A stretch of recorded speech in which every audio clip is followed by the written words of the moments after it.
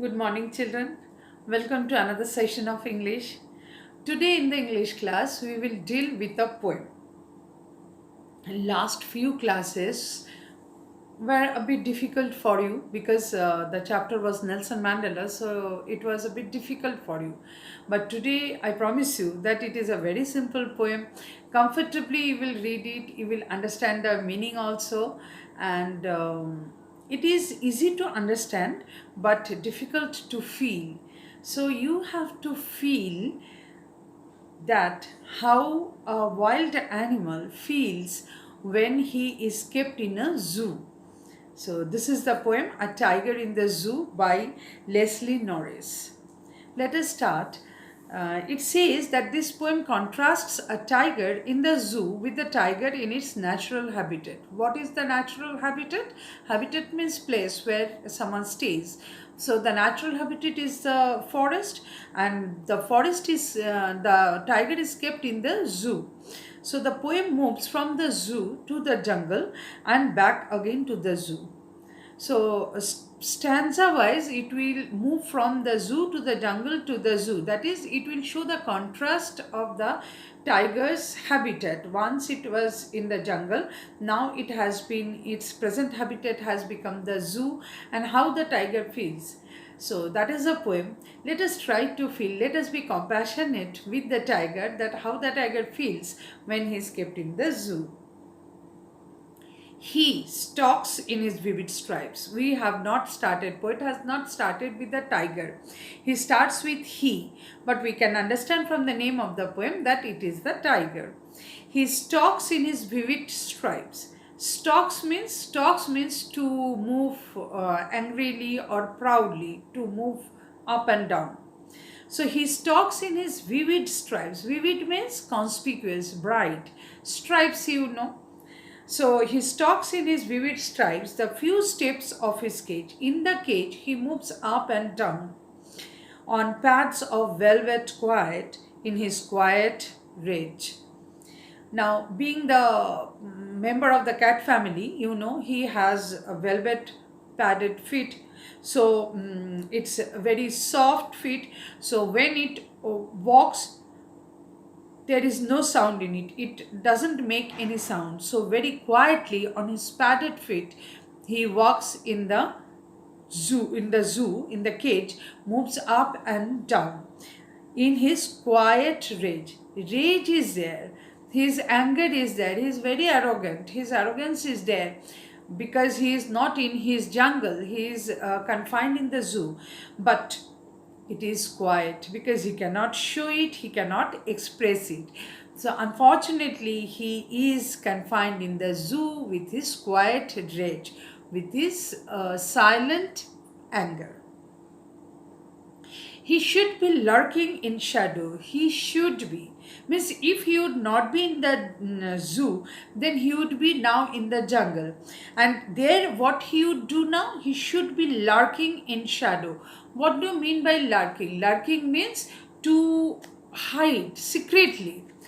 Lurking in the shadow. Why shadow? Because it's a deep jungle. Tiger lives in the deep jungle. So in the deep jungle, it will be hiding. He should be lurking in shadow. Now it has almost created darkness in the forest. So in the forest, he will be lurking, hiding there, sliding through long grass.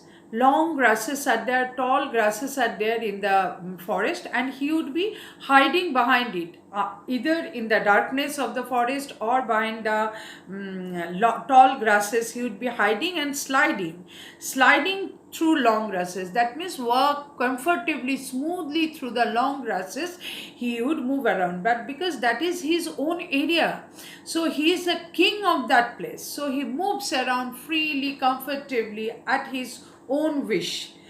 He should be lurking in shadow, sliding through long grass near the water hole where plump deer pass. Near the water hole. Water holes are there in the forest where animals come to drink water. So the tiger slides and hides himself behind the tall grasses or the big trees for waiting for his prey to come. The prey would come and drink water, so then he would pounce on them and would eat. Where the plump deer passed. Plump means fat. Fat deer, when the deer would come and pass, he would pounce on it and would eat and would have a nice food.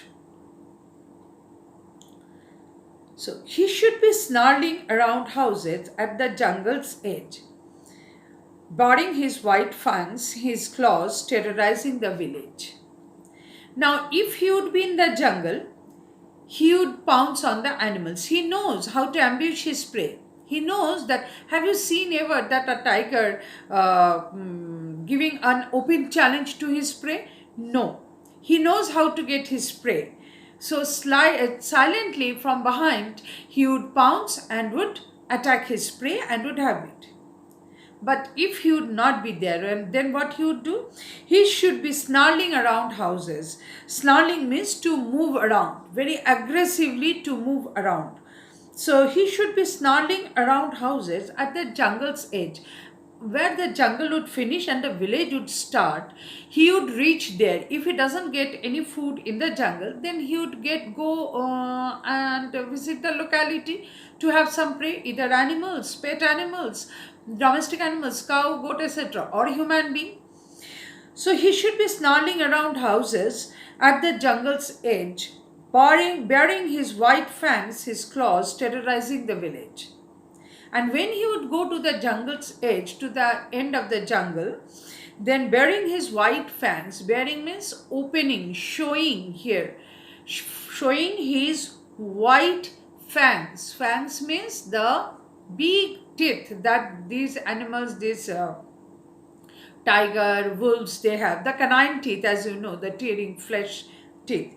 So baring his white fangs, his fangs he will show, his claws he will show, and he would terrorize the villages. So, if he would not be in his jungle, then he would be at the edge of the jungle, terrorizing, scaring the villagers by showing his teeth and by showing his claws. Claws means, you know, the sharp nails that are there on his feet. He will show that and he will scare the villagers. But he is locked in a concrete cell, his strength behind bars, stalking the length of his cage, ignoring visitors. First stanza was in the zoo. Next two stanzas in the forest. And again we have come back to the zoo. But he is locked in a concrete cell. He should be there, he would be there, he could do that. But unfortunately, nothing he can do now.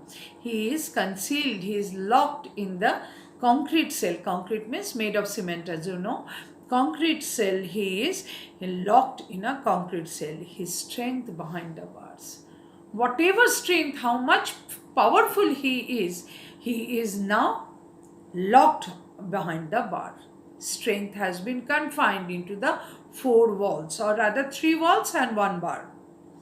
His strength behind bars, stalking the length of his cage, ignoring the visitors. Now he is stalking up and down the cage.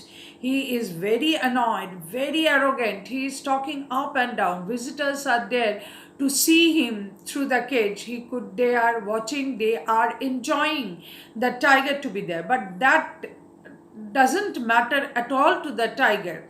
So many visitors.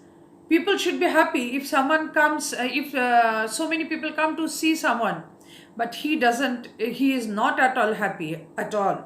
And moreover, so many preys are there, but he cannot pounce on them. So he doesn't bother, he ignored them.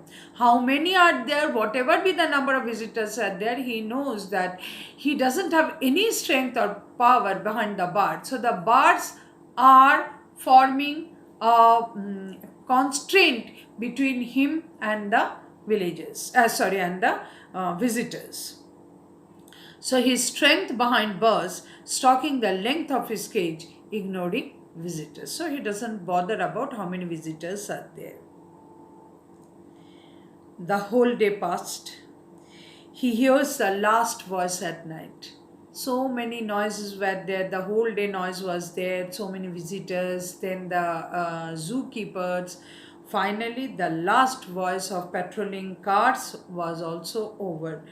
That also slowly could not be heard anymore. They are also vanished. And then he stares with his brilliant eyes at the brilliant stars. The helpless tiger now is in the cage and he looks to the sky, the open sky where the brilliant shining stars are shining like the eyes of the tiger. But the difference is the stars are free, but he is confined in the cage. So, and stares means to look for a long time, and stares with his brilliant eyes at the brilliant stars. This is a poem, very short poem, very easy to understand, but as I told you that difficult to feel, children. Try to understand the poem, try to understand the pain of the tiger when it is confined in the zoo. So then you will be able to write the answers, because the message is through this poem is we should be more empathetic towards the animals. We should try to understand, try to feel the wild animals more, because what are happening around us are very painful. The way the pregnant elephant had to die by eating the fire stuffed pineapple is very painful. Morals do not know what they are doing. The animal dipped himself in the water. Probably the mouth was burning too much, probably to avoid the flies that came up due to the infection of the mouth. Can you feel the animal? Can you feel the pain? We have to feel, children. We have to feel that we have to treat the animals in our as if they are like us. They are also human being. They have life, only if they can't talk, that is why. So we have to be more compassionate towards the animals. This is the message of the poem. Try to read it and understand it. Next day I will give you the question answers. Thank you, children. I promised you that it would be a short one, very simple one, short video. I promised and I have kept it. Thank you, children.